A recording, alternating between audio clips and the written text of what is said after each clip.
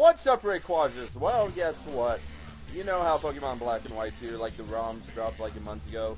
I've been playing the game, okay? Yeah, I've been playing the game. I've been trying to get far enough to where I can get you guys some Black and White 2 battles.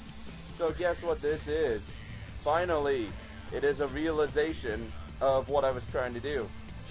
And I gave myself like a minute intro because, well, honestly, like when I was recording this on the emulator, I forgot that it was recording. Then I'm like, oh crap! Whoa! Yeah, gotta start it. So I started it. So there's a minute intro. So if I'm just randomly talking, then yeah.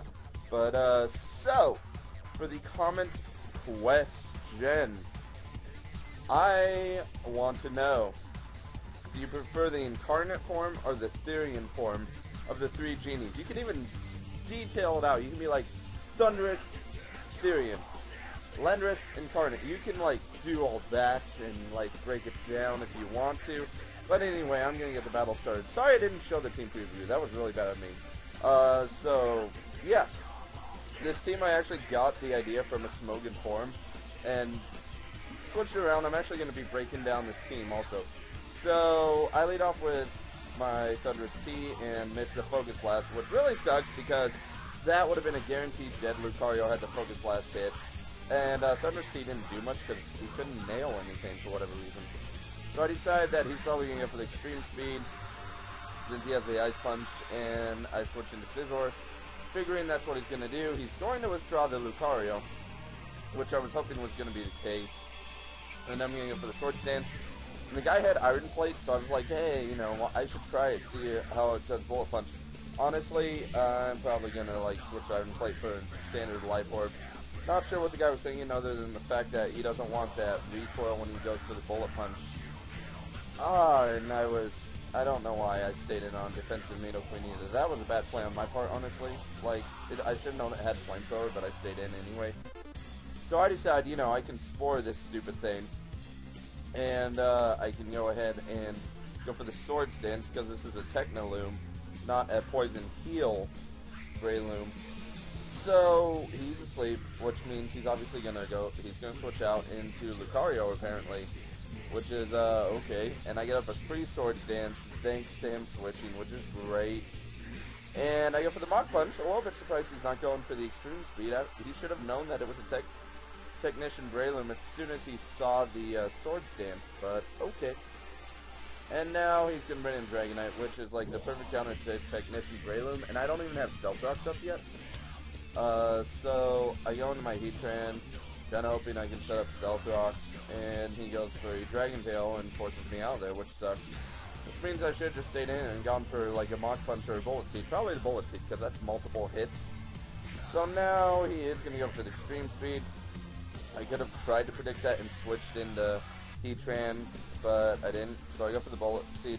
And this is why I should have gone for the Bullet Seed the first time anyway, if he was just going to Dragon Tail me out, because that did pretty good damage considering that Dragonite's resistant to it, and the fact that Bullet Seed has such low attack power. So now I decide he's probably going to go for the Extreme Speed again, so I can switch into my Heatran.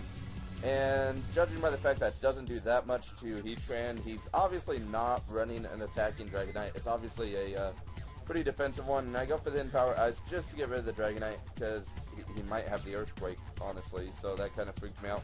And that proves that it's a special defensive. I probably should have been smarter and gone for the Stealth Rocks right away, instead of going for the Hidden Power Ice, but I didn't. And now he drags out my Thundurus T, which is definitely not the one I want him to drag out, because I want to save my Thundurus T for a little bit later, even though in the match he doesn't do crap. And here I switched in my little Terrakion right here, okay? And guess what? I should have known that I should have been smarter, honestly. So I knew he couldn't do anything, and I figured he'd switch out, honestly. But for whatever reason I go for the Rock Slide, and the guy was like, hey, use Rock Slide with Rock Gym because it gets a little more powerful than Stone Edge and is more reliable. Yeah, I'm gonna say screw that. I already switched it to Stone Edge already because obviously the Rock Slide, the power drop is noticeable, and yeah, definitely gonna not use Rock Slide anymore, so I go for another Sword Stance, being greedy when I could have gone for close combat and probably KO'd the Nidoqueen. But fortunately, it pays off for me because the Nidoqueen stays asleep. Well, here I'm thinking, you know, the Nidoqueen's going to wake up. I don't want to go for close combat in case it wouldn't KO, but judging from what Rock Slide does, I should have just gone for the close combat, because I would have gotten rid of the Nidoqueen, and my Terrakion would not be at blown up health for the Dragonite to come in and revenge kill. So that was a bad play on my part. So hope you guys learned something from that. Don't do what I just did. And if I had Stone Edge, it would have KO'd the Nidoqueen also. So yeah, when it comes to Terrakion, honestly, I can say never swap Rock Slide for Stone Edge. It may screw you over sometimes, but it's worth it to not do it. And honestly, I probably should have set up Sword Stance and then the Rock Polish, because then I would have outsped the Salamence. But I didn't, and that was stupid. And right here, I had a perfect chance to set up Agility, except, you know, freaking Dragonite is going to show up, and I figured Hidden Power Ice is going to do good damage to whatever comes in anyway. And I'm running Expert Belt on the Thundurus T just because, you know, super effective, does lots of damage, blah blah blah. And probably would hurt this Blissey a lot. But I'm like, you know, let's bring in Keldeo, because Keldeo's pretty cool. And like I said, I should have set the Stealth Rocks on the, with my Heatran when I had the chance. That would have been smarter. So now Skarmory's going to come in, and I'm going to go for the Secret Sword, and it's not going to do that much damage because Secret Sword hits on the defensive side, and obviously Skarmory is pretty defensive. So I go for the Surf with the Water Gym, which I'm contemplating getting rid of the Surf, honestly, and putting Hydro Pump and a Life Orb, or at least Life Orb, on instead of Water Gym. But I guess the Water Gym's kind of nice for a one-time boost. The only bad thing is, yeah, pretty much kind of sucks afterwards. So now I decide to be an idiot and bring in Heatran on an Earthquake, because, I mean, I should have brought in Thundurus T, because Earthquake, I should have known he was going for that, but I wasn't predicting that much.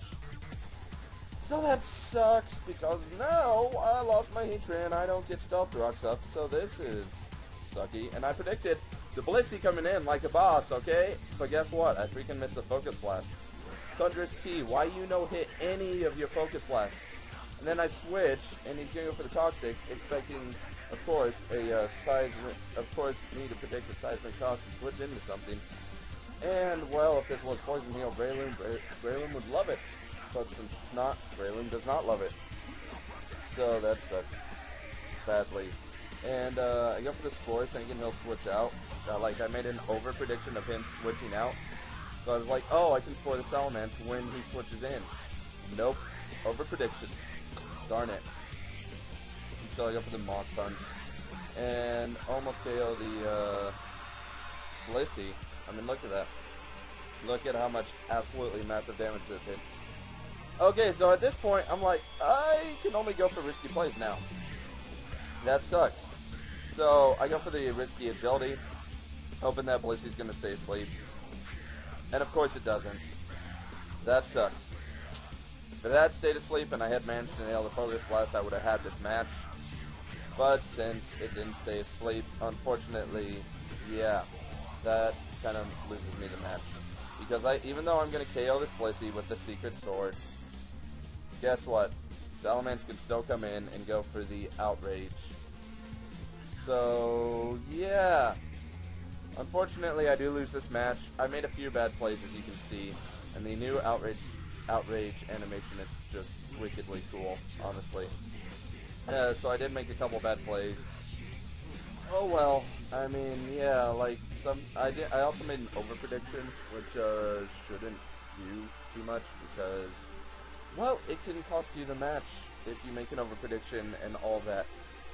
So, hope you guys enjoyed the battle. It's like my first Black and White 2 battle. I also have another Black and White 2 battle coming up pretty soon because I did a new team and it did pretty good. So, yeah. I'm not completely switching over to Black and White 2, though. I should explain that I'm also going to still be doing Black and White battles until, like, the North American versions of Black and White 2 come out. And then I might fully switch over to Black and White 2. But I still will be also doing the Black and White battles as well. So I hope you guys did enjoy this video. Leave a like to let me know how well you enjoyed it. It only takes like 2 seconds and it'd be fantastic. So yeah, that's pretty much all. Comment, like, and sub if you have not subbed already, and I will see you guys in the next battle.